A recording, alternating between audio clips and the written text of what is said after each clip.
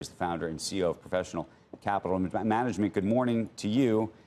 I guess, as Joe said, if you're going to get to 250,000 or 500,000, you got to cross 123 at some point. But what do you think is happening? What's driving it right this moment? First of all, welcome to the greatest show on Wall Street. I think that Wall Street's full undivided attention now is on Bitcoin.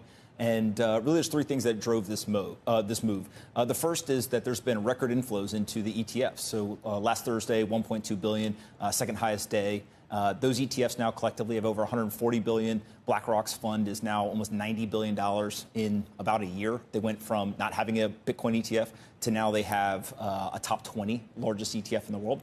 So there's a lot of inflows there. Second thing is the options expired at the end of Q2. And so all that downward pressure on Bitcoin obviously goes away. That helps kind of like a beach ball getting put underneath the water, right? Obviously it can pop back up. And then the third thing is that there was a lot of short sellers, and you started to see that build up. And as they got blown out, as Bitcoin ran, you get into this price discovery phase. And if you go back to November, we went from 70,000 to 90,000 in about 2 to 3 weeks. And 70,000 was a new all-time high. What we're watching now is we broke through that $110,000 range. That was the previous all-time high.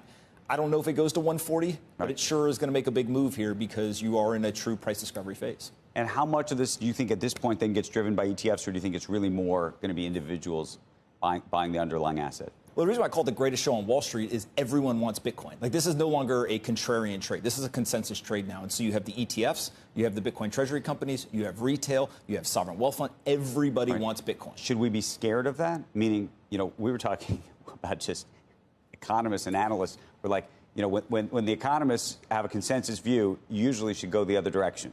Yeah, well, the economists still don't like Bitcoin, so I think we're okay.